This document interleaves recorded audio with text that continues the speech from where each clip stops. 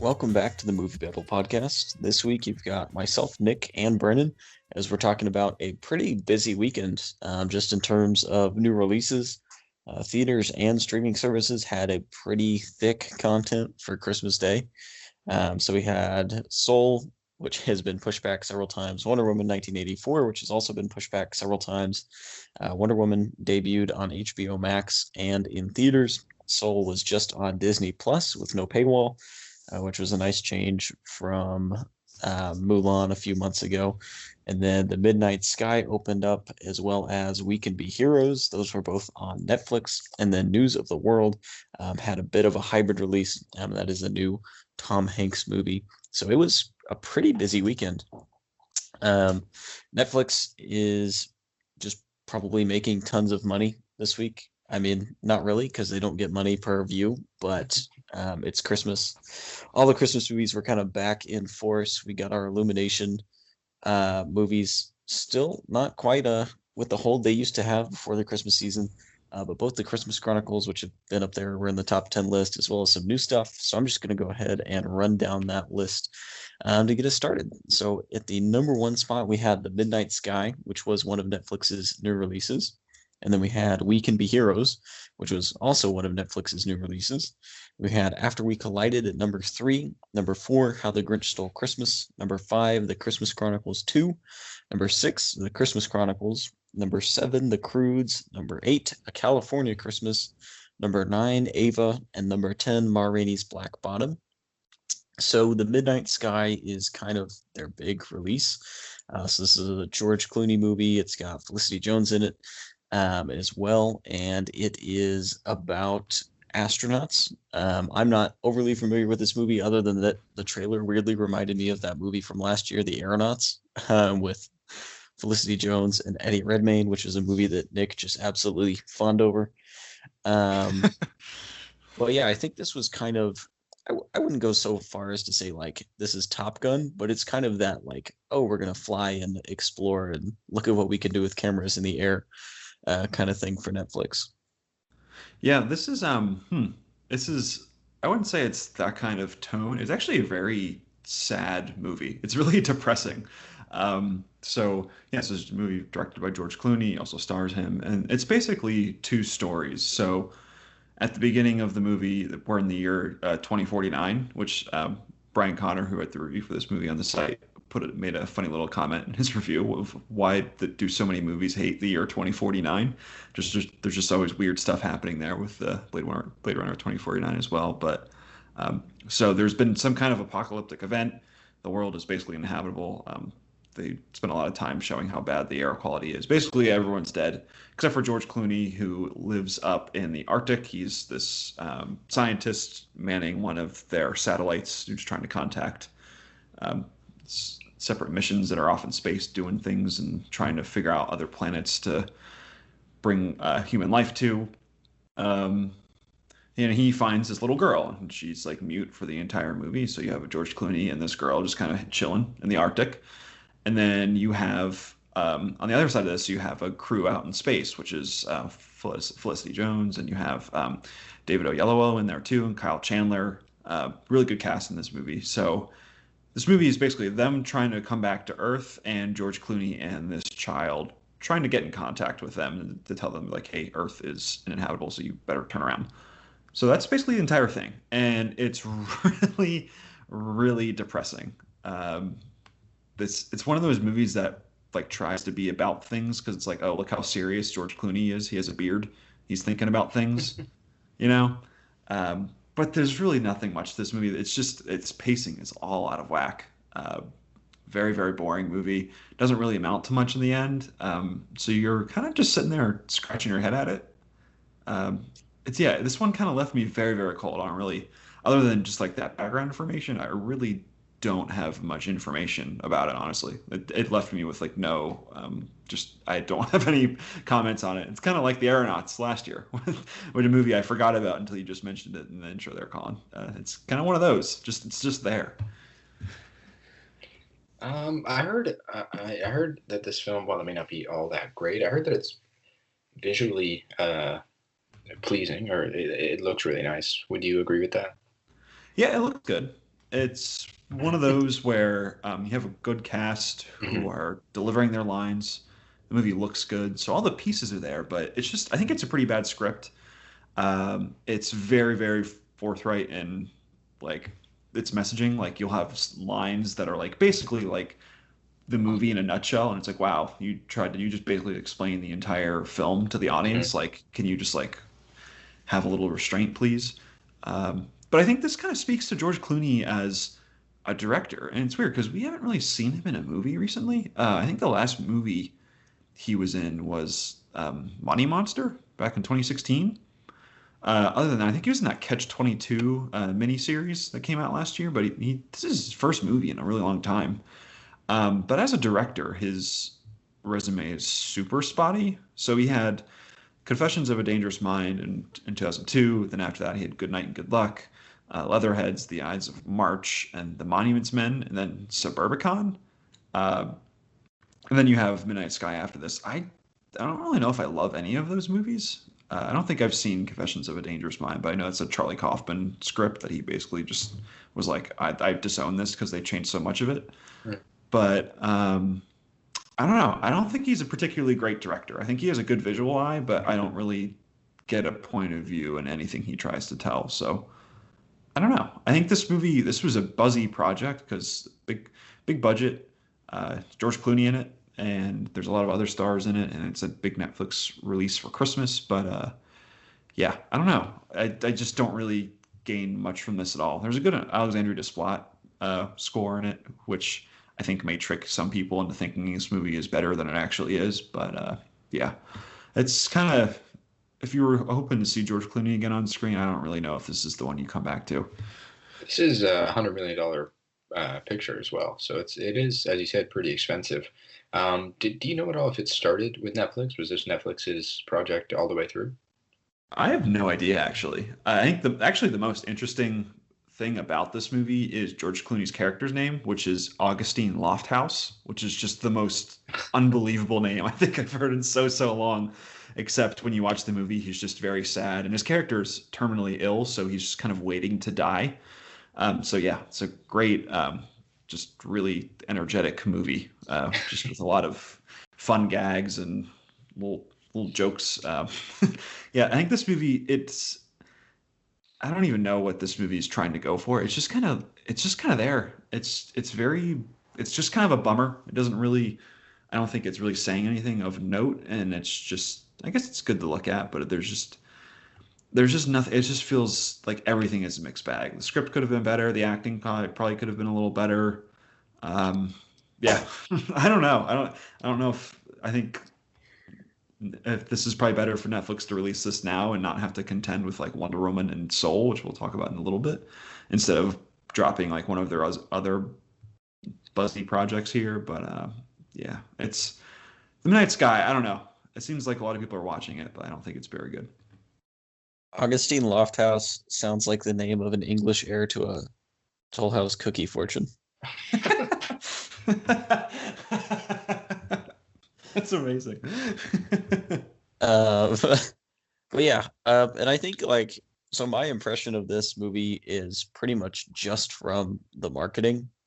And yeah, what you described to me on this very podcast a few minutes ago sounds nothing like any of the advertisements I saw for it. So I think that could also be part of why it's not as buzzy as the other movies we're going to talk about. I think the other movies are buzzier just because they come from buzzier studios. And there's a little bit more controversy around one of them in particular. But yeah, that is The Midnight Sky. But the real whammy for Netflix this week was the long-awaited sequel to Sharkboy and Lava Girl, which they just announced like maybe 2 months ago. Nobody really knew it had shot, and then I think like sight of it slipped from, I think it's the actress who played Lava Girl, from her Instagram or something like that a few months ago, and then all of a sudden Robert Rodriguez came out and was like, "Yep, we're doing another one." So this is the sequel to a movie that was a critical and commercial failure when it released, but is somehow burned in the mind of everybody who grew up in the early 2000s. Um, the memes from this movie are just far stronger than the movie itself. But yeah, the sequel is here, which I don't know. Did you guys ever think we'd get any more of this world or universe or whatever you want to call it? No, not at all. I what you said there, I kind of agree with that 100%. Like that original one, it's not good, but it is in my mind. Like I can close my eyes now and picture young Taylor Lautner in there. Have the memes gone too far? Is this the first time where meme culture basically put something into existence? I don't know. I feel like this shouldn't have happened, right? Like Sharkboy and Lava Girl is terrible, but it's kind of weird, and its title is Sharkboy and Lava Girl. So all the meme accounts on Instagram went nuts with it for years since. This is one of the more bizarre things that one of the more bizarre movies I think that has come out in recent years to me. I haven't seen it yet, but I kind of just want to because it's just looks so bizarre. But maybe I regret that within the first 5 minutes, considering Sharkboy and Lava Girl's content itself. But I don't know. This is so weird. Isn't Robert Rodriguez also? Didn't he like get this from like his kids' dreams or something? Like it Yeah, was like bedtime stories or something. And then he was like, "I'm gonna make a movie," and then just no one liked it. Robert Rodriguez just fascinates me because he either makes like hard R action or he makes films for children. Like this man made the Spy Kids franchise. And now he's playing with Baby Yoda for Disney Plus. And then on the other side, he's making Machete, which is also in the same universe as the Spy Kids franchise, which is also just Weird guy. crazy. And um, he made the best movie of 2019, Alita Battle Angel. that is true. But Yeah, of other the I than don't know. that, of the decade. 2019's kind of putting a little bit of a lid on it. You should definitely acknowledge best of the decade. I feel like if this movie, the original movie, Sharkboy and Lava Girl, had just been Sharkboy and Lava Girl, we wouldn't be getting a sequel. But I don't think you can underestimate George Lopez's ability to become a meme. And I feel like his character in that movie, it's the part that's burned into everybody's brains. Is just this giant, like, he's like a little electric ball. He's got little electricity arms, and then it's just this giant fishbowl head that, like, I don't know when I saw it in my childhood.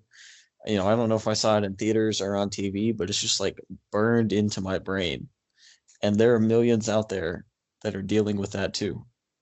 oh my god, I think yeah, I think Robert Rodriguez is so fascinating to me because I don't know if either of you have seen his first feature, El Mariachi, but he made that movie for like $7,000. It's one of the most like insane micro budget success stories probably ever. I think I I think I had to do a reading for this in a film course back in college. He basically put himself into like one of those like weird testing things at like hospitals where like they just like gave him experimental drugs for like a month and recorded it, like what happened to him, and then he got enough money to make El Mariachi. Like it was just the most insane story. And now he's making a sequel to Shark Boy and Lava Girl. What a time! What a time to be alive. Yeah, and this one actually has like somewhat semi-solid reviews. I mean, it's pretty on par with Wonder Woman in terms of its Rotten Tomatoes score, which it has far fewer reviews than Wonder Woman, so that's probably part of it too. But it at least has a little bit more critical traction in that sense. And then the cast is actually like pretty solid too. So you have Pedro Pascal, who has had a pretty big weekend, a pretty big month really, on all the streaming surfaces, and then Priyanka Chopra is one of the main characters, and you've got Boyd Holbrook, who was in Logan a few years back, and Christian Slater coming out of the woodwork for this movie. So it's got like a solid cast behind it too, and Soon Kang from Fast and Furious is here. So there's like a team behind this movie as well. You also got Shooter McGavin, Christopher McDonald too. I don't understand this. This is so bizarre to me. The fact that it's getting good reviews too, it makes me more intrigued. I don't know. I think maybe all of us have seen too many memes from this from Shark Boy and Lava Girl. I don't know. Like this is a bizarre thing. Yeah, but it's one of those things that like I know I need to see it. Um, maybe I need to be a little under the influence to see it, but I need to see it. I don't know. This is weird. This is really, really weird. I will make a Sharkboy and lava girl cocktail and then just kick back in the recliner and Yeah. let What does Robert that Rodriguez consist of? take me to What would you put in that cocktail? I feel like anything with Lava Girl has to be like Fireball or something like that. And then a ton of ice? I don't know. Yeah, that's a good. That sounds right. Just a little bit of Fireball on the rocks. Ooh, delicious. A little bit of Tabasco or something like a Caesar. Just throw something really weird in there just because it's the movie. Something insane. Like what would be the George Lopez element in that cocktail? Oh no. I have no idea. No, I got nothing. But yeah, like I kind of want to check this out at one point. It's just one of those weekends with, between like the big holiday going on and just, family wants to spend time. So you can't just watch Sharkboy and Lava Girl all day. But We Can Be Heroes kind of hit the cutting room floor for me, but I do want to get around to it sometime soon. All right. I think we can put that to bed. Yeah.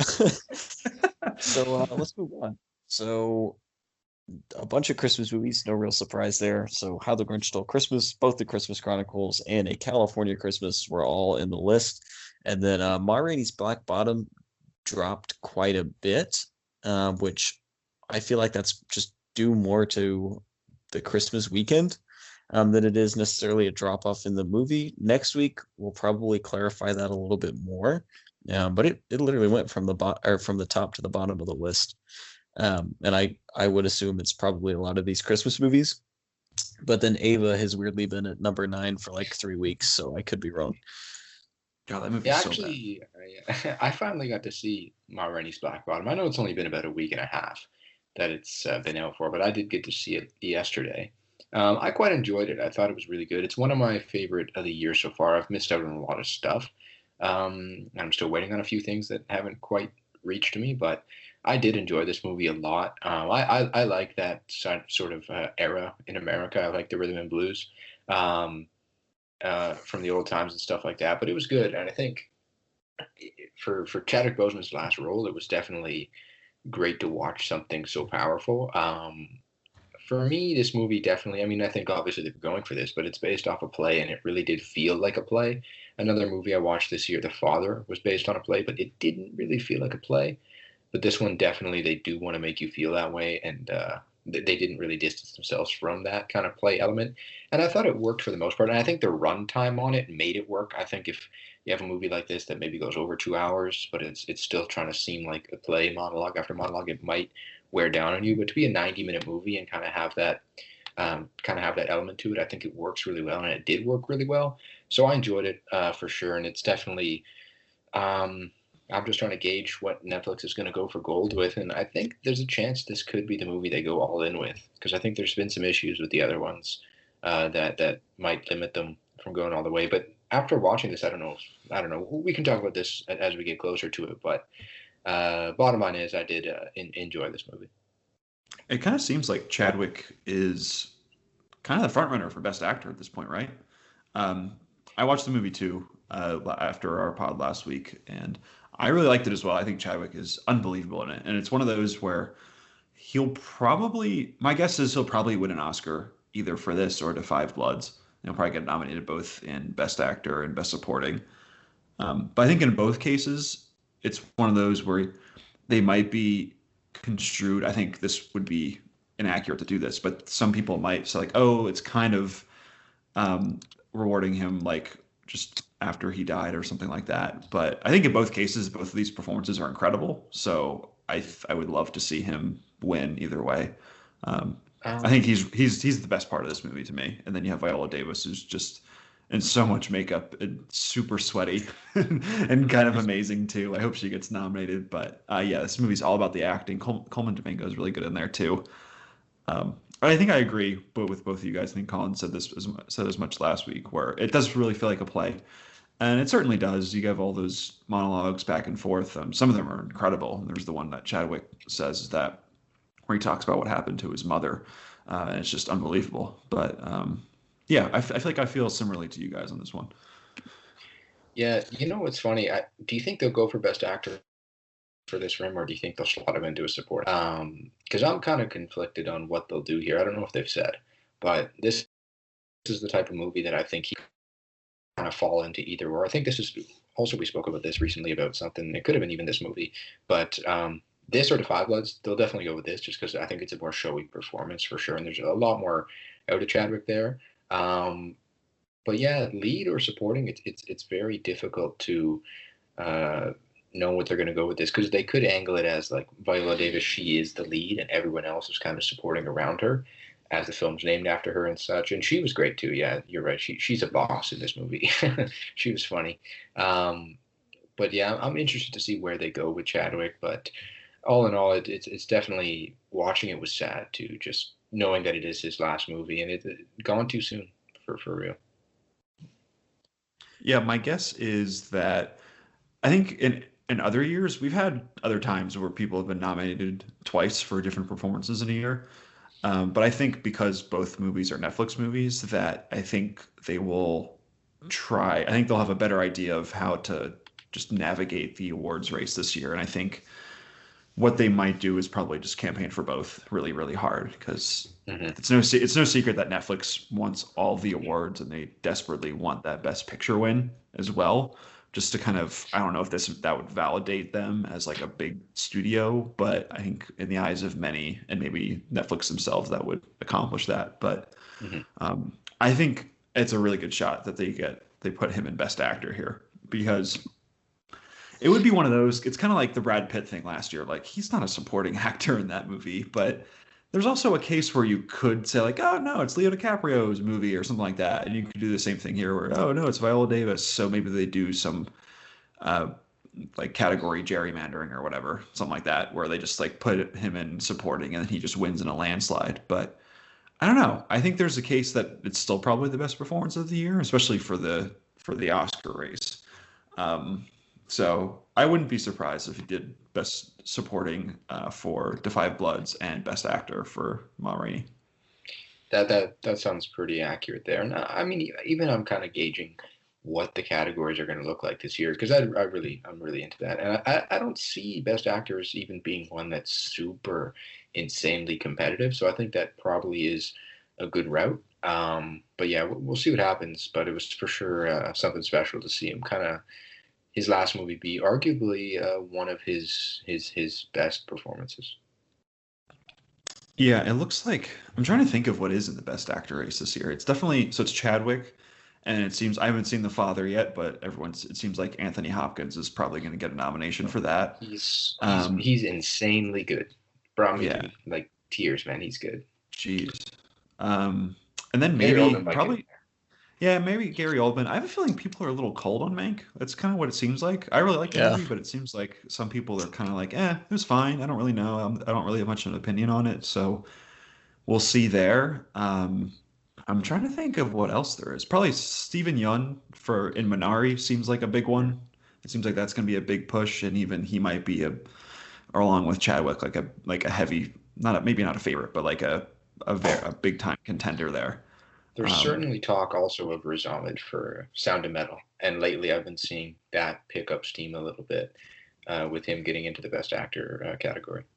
Yeah, that too. I wonder if they would give one to Tom Hanks for News of the World, which was the other movie that came out this week, the Paul Greengrass movie. But you're right, it does kind of feel like this is not a light category, but I feel like last year or even the year before that, it feels like the nomination list could go like 10, 12 deep. And this year we might only there's only maybe like 8 that you could maybe there's definitely better performances than this year, but in terms of the Oscars who look at a specific kind of movie with a specific kind of studio backing, It seems like there's like 5 to 8 kind of possibilities here.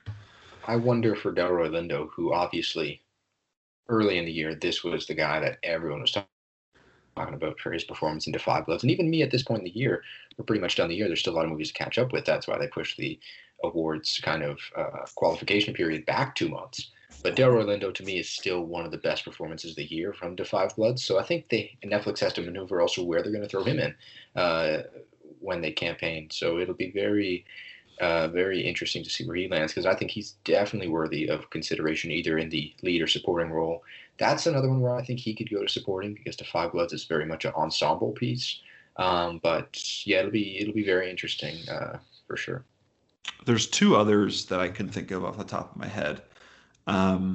One is for whoever they decide to choose One Night in Miami as the lead actor, and then there'll also be a ton in Best Supporting for that movie as well because it's very much the same as Ma Rainey, where it's a play based on a play, and there's just a lot of themes in common in that movie, and I want someone to write like a super long feature about both those movies because they have a lot of things they're discussing.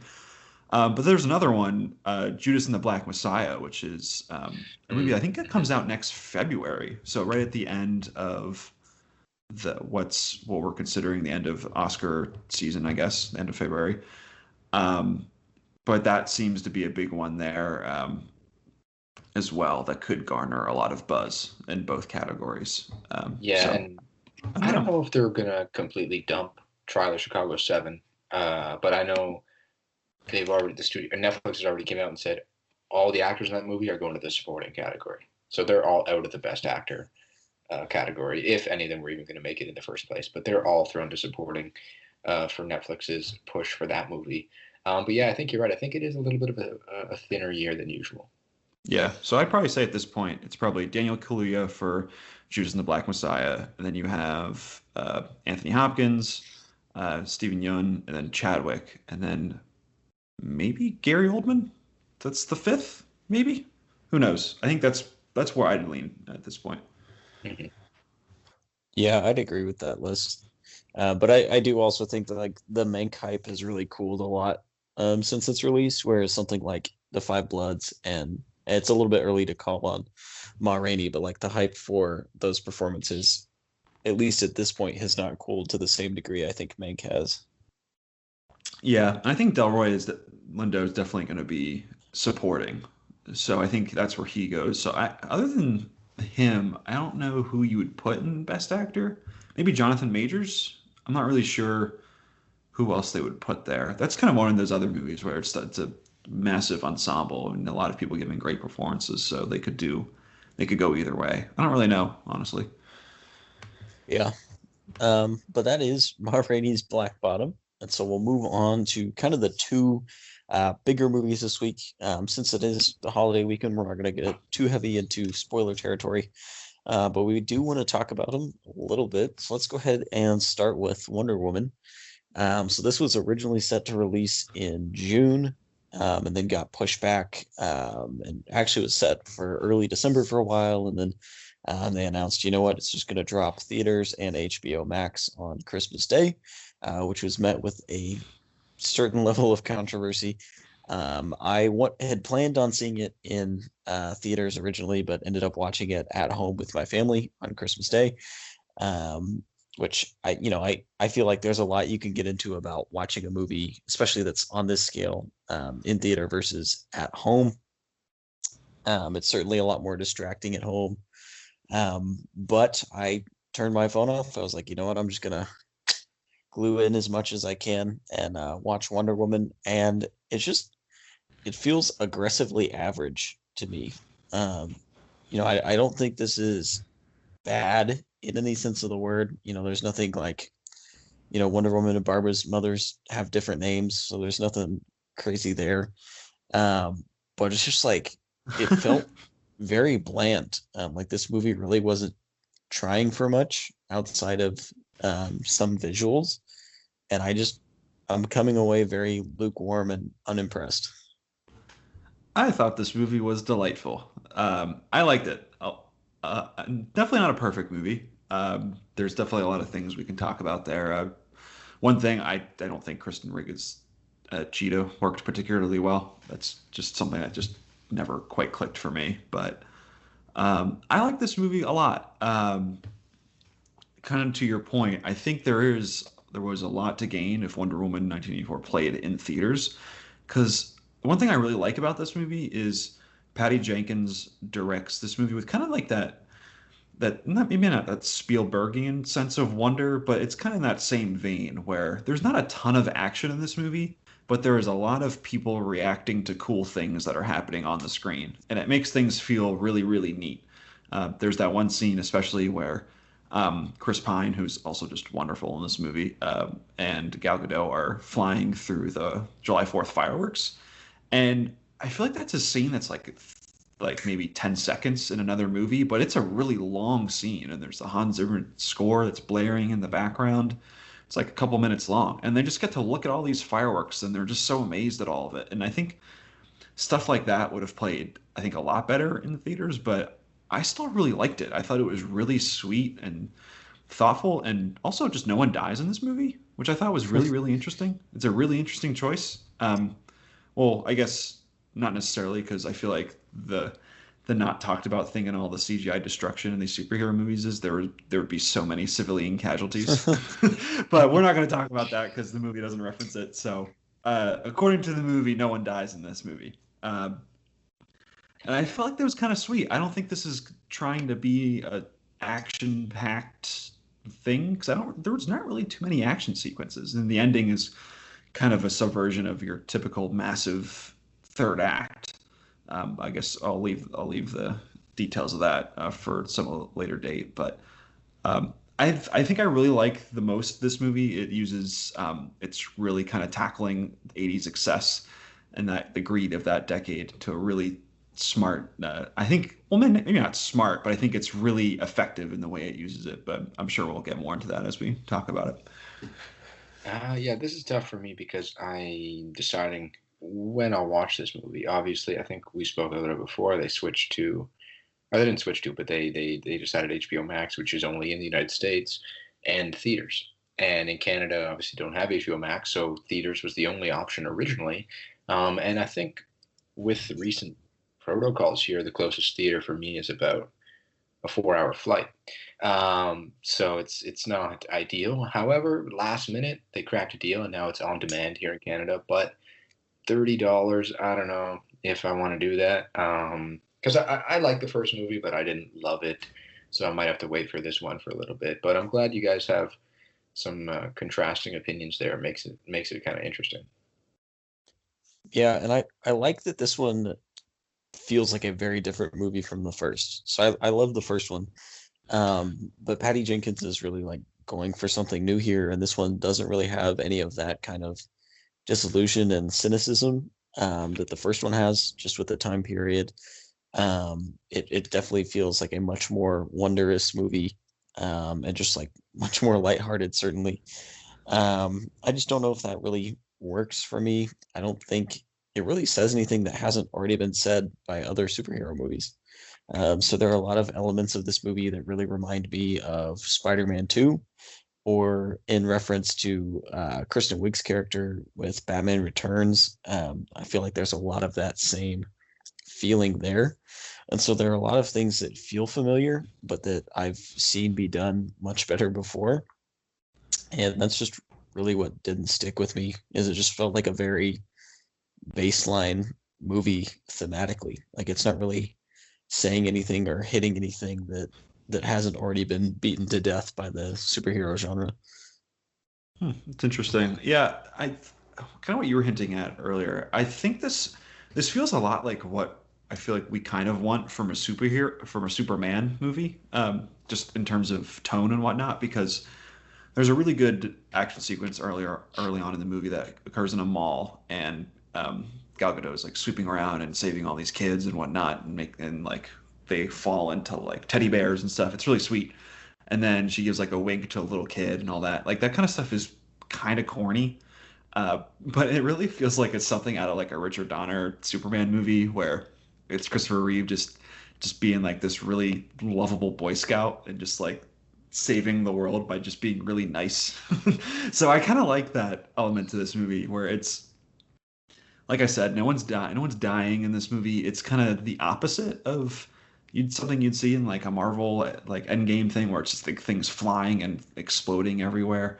I guess I would push back a little bit, Colin, because I really like how this movie goes into the idea of 80s excess, which is through the Pedro Pascal character, who he's kind of like, I don't know how you describe him. He's the pinstripe suit wearing douche lord yuppie of the 80s, kind of like all of them packed into one. You got a little Trump in there, you got other, like all these like televangelists, all these other different things thrown into him.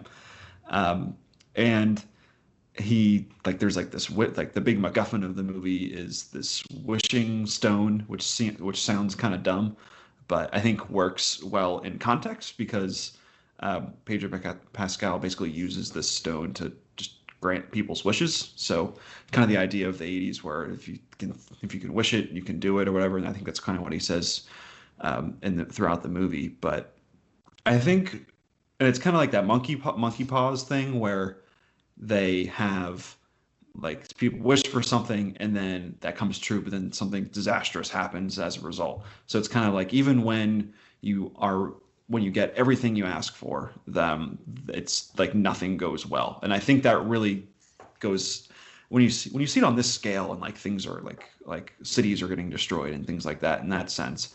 I think it really kind of does just fight against the idea of 80s excess and more is more and more is good and more is just the best thing you can ask for, which I still think permeates a lot of things we deal with today. So I think in that sense, I think this movie is really successful, but I definitely say the first half is a lot better than the second half. That's when the second half is when Kristen Wiig is kind of lame to me, and then you have more like general superhero stuff. But I thought the first hour was where the best stuff was in this movie. Yeah, I think touching back on that mall scene, I think that's easily the best action piece in the movie. Like the best set piece and just the most fun when you're kind of re-meeting Wonder Woman in the 80s. And then, yeah, I think like also Kristen Wiig's character is a lot stronger, particularly in like the first, I guess it's probably the second half hour in the movie, after all the introduction. But yeah, it's just like, it really lost me in that third act. And then I did like some of the moments where Diana is just reacting to the world and exploring it. I really enjoyed. So I don't want to spoil it, but there's a sequence right before you really get into the third act where she's discovering new power, and I think it was just they let it linger, and I really think that moment works really, really well. Yeah, I think this movie, it gets at the idea of kind of what heroism means, and I think that's kind of an idea that's lost on a lot of the contemporary superhero movies, whether it's like a Marvel movie where people are just kind of like smashing into each other and it's kind of like action figure fight the movie where it's like you think of like a kid just like smashing all of their figures together and that's the ending of a lot of these movies. But I think in this one you deal with, and maybe it's not the like kind of what you were saying before, Colin, about it's not the most like incredible thing or new thing you've seen in a superhero movie, but it gets at kind of the sacrifice of being a hero and sacrificing for the greater good and kind of blends the idea of more and excess into that as well. So in that sense, I think this movie works really nicely. But kind of what you were saying, I think the best parts are sort of when Gal Gadot is reacting to stuff here too. Because I wouldn't say she's the best actress. I don't think any of us would say that, but she's really fun. She has a really fun on-screen presence. She's really sweet and really earnest in the things she does. So kind of when she's reacting to all this like beautiful stuff or when she's just playing off of Chris Pine is kind of what I love most about this movie. But other than Pedro Pascal, which is he's probably my favorite part, but I think the most stuff that works is Gal Gadot just being sweet. Yeah, there's some unintentionally ironic just like sequences with Gal Gadot being a veteran of the Israeli army and then like showing up with these Egypt in the 1980 sequences. I don't want to spoil it too much, but there's one line in particular that's like, I want you to kick all the enemies out, and then like Gal Gadot shows up. So yeah, there's moments like that kind of made me cringe, and I just feel like in the end, Diana's arc and Maxwell Lord, which is Pedro Pascal's characters, just are kind of disconnected at the end. I think Diana kind of hits her emotional climax, and then it becomes Max's movie for the last however many minutes. And so I kind of got lost in that part too, because Wonder Woman's just a spectator, and Barbara is just kind of a spectator for most of the movie too, and so I just have gripes like that. But overall, like, it was a fun time, so I definitely don't hate it. I think this is like it's very average. I nothing this movie. That's kind of where I'm at. How did you feel about the 80s nostalgia? Was that overbearing to you at all? Yeah, I didn't feel like the 80s, like this story really needed to be told in the 80s. And I think part of that is just the message is still pretty relevant, and I would argue relevant in a new context, even more so today. So with the first one, it very much feels like, yes, you need to put this at this time period because World War I is the backdrop for the story we're trying to tell. But I didn't feel like it necessarily needed to be 1984, other than for A, the nostalgia, which is really big, and then B, so you could, draw parallels between this movie and 1984. Yeah. The year and the book. Yeah, I don't know. I think it does a decent job with that 80s, because it's, like I said, it's the height of greed and just like nuts, like Wolf of Wall Street kind of stuff going on.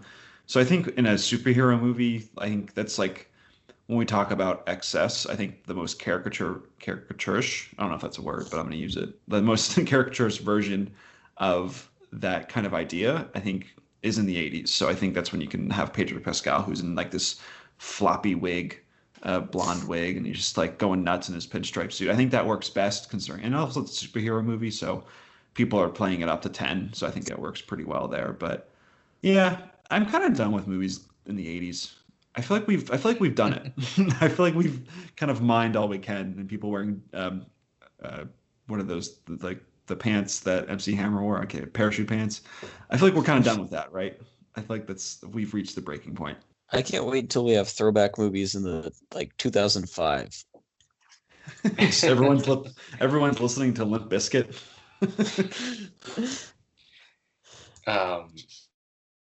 But yeah, one thing to note though, obviously it had the hybrid release in the U.S. And just worldwide even, well, where it could, but HBO Max there in the U.S. and then also theaters. This thing made 16.7 million in theaters this weekend, which I was trying to just kind of crunch the numbers in my head, and that actually sounds good because you've got, I think, nearly 2/3 of theaters are closed, which means that you're down to tops 2,000 theaters open. Those theaters probably are not full. Majority of them are probably half capacity, so you're probably like 75% of your seats are gone, and you've made 16.7 in a pandemic. That's scary, but also not the worst in my opinion. I'm fascinated to see what happens with the whole HBO Max thing, and there was that news that came out, I think this week or last week, where Legendary was kind of mad at Warner Brothers for trying to put Dune on HBO Max, and that just probably won't happen at this point. But yeah, I'm really fascinated to see how this shakes out, because I don't think there was any chance that this movie was going to be $1 billion gross in terms of either box office or what that translates to in new HBO Max subscribers or whatever. So this was kind of a gamble, and they've been sitting on it for a really long time, and even before the movie was like ready to be released, it was even pushed back. So this thing has kind of been in the works for quite a bit. So I don't know. I think we've talked about this before, where I don't really know what kind of financial benefit this creates. Maybe the subscriber counts on HBO Max boomed after this movie came out a few days ago. I don't really know, but I don't know. We will see. I think it'll be interesting to see if there's any news that drops this coming week about expanded plans that Warner Brothers has for HBO Max or something like that. I feel like that's the only way we can gauge how well this is doing, because we can't look at the numbers except for like subscriber counts. Yeah, and that's kind of the big mystery with all of this, is like the only people that really know how it's performing until they put information out is the company that's distributing it. So it's all shadowy. Yeah, who knows? Maybe, I don't know. Who knows at this point? It confuses me so much, just even thinking about it. Yeah, so let's go ahead and move on, and we will kind of round out this podcast talking about Soul. So this is another movie that's bounced around a bit in the crazy year that is 2020. So this is Pixar's second movie this year. They had Onward earlier, right around when things started getting shut down. So we were talking about this before we got on. Onward was actually the last movie I saw before the theaters closed. But Soul ended up not getting a theatrical release and just launched on Disney Plus without a paywall. So it's free for all Disney Plus subscribers, which is a little bit different from Mulan and a little bit different from some of their 2021 releases. But I adored this movie. Soul is one of those movies where I finished it and I was like, I need to watch this again soon. Like it's definitely swinging for the fences. From a studio that always swings for the fences. I think Soul is reaching for an even further or higher fence, however you want to take that metaphor. And I think it hits. I think it has a very relevant message. I think it gets a lot of its abstract concepts across very well, especially considering that children are going to be a lot of the audience for this movie. And I think it plays with the world it's created beautifully, both the New York it's created and the Soul world, I guess you can call it, that it's created. And I love this movie. It was fantastic. Yeah, I'm right there with you. I love this movie. It's one of my favorites of the year, as well. And it kind of, I'm at this point now where I don't really get excited for a Pixar movie if it's a sequel of any kind. Like, I really liked Toy Story 4, but I think all of us were just sort of like, I don't really know. Do we need another one of these? But every time they come out with like, hey, we're coming out with this original idea, I get really, really excited. And I think my interest was unbelievably piqued when I heard this movie was just basically about existence itself and just who we are and what makes us us, which it definitely operates similarly to Inside Out. It's by the same director, Pete Docter, but yeah, this movie is so terrific, and it reminds me a lot of the works of Don Hertzfeldt, which I mentioned, and I think in a podcast earlier this year. But he directed all three of the World of Tomorrow shorts, which are probably three of the best movies of, I don't know, the last since 2000. I don't know. They're so good, but they operate on the same level where it's just kind of a poetic look at existence and living itself and those concepts, everything that goes into that. But I think so. It's kind of amazing that Pixar can make a like $150 million movie about that. But yeah, this is one of those where, of course, I cried at the end. It's just beautiful. It's just Pixar does it again. It's incredible. Yeah, and it's hard to really get into this movie without giving away a lot of spoilers. But yeah, I just adored it. This is definitely gonna crack my Pixar ranking, like the top of my Pixar rankings, after I see it another time or two and really cement how I feel about it. But I was just floored and expect to continue to be floored. And I want to point this out too, but an unbelievable score from Trent Reznor, Atticus Ross, who actually just worked on the Mank score as well, which I thought was terrific. But I think it's so good, and it feels like it's something out of a World Tomorrow short as well, but it's unlike, it creates a feel that's kind of unlike any other Pixar movie where it's the same animation style, but it just feels like it's totally separate from the level that those movies are working on. And that's not to say it's a million times better or anything like that, but it's just different. It kind of it amazes me that they got $150 million to make an existential movie about like a poetic movie about existence and what like our purpose is. Like, it's just unbelievable. It's amazing what Pixar can do when they put their minds to it. Yeah, there's just such rich commentary on just like ambition and separating like your talent from your purpose and like just defining yourself by what you do. And I mean, man, like this movie is just packed even beyond some of the better Pixar movies. So Inside Out is, if you take nostalgia out of the factor, is probably my favorite Pixar movie, and like it just goes so much further with a lot of its more existential concepts. It just works just phenomenally. Yeah, it's kind of one of the more life-affirming movies to come out recently. It's just you watch this movie and you're kind of just excited to live, which might be one of the better compliments you can give a movie. Like it just makes you so maybe not feel amazing, but it just makes you feel hopeful just about just everything. And I can't stress enough that people should watch the World of Tomorrow shorts because I think the third one, which came out this year, might be my favorite movie of the year. We'll see when my top 10 comes out later in a week or so. But both of these movies work on the same level, where it's taking a really interesting animated approach with this awesome animation and just kind of making you feel good about life in general, which is it's kind of incredible what these things can do. It is, yeah. It's just sold, man. Go see it.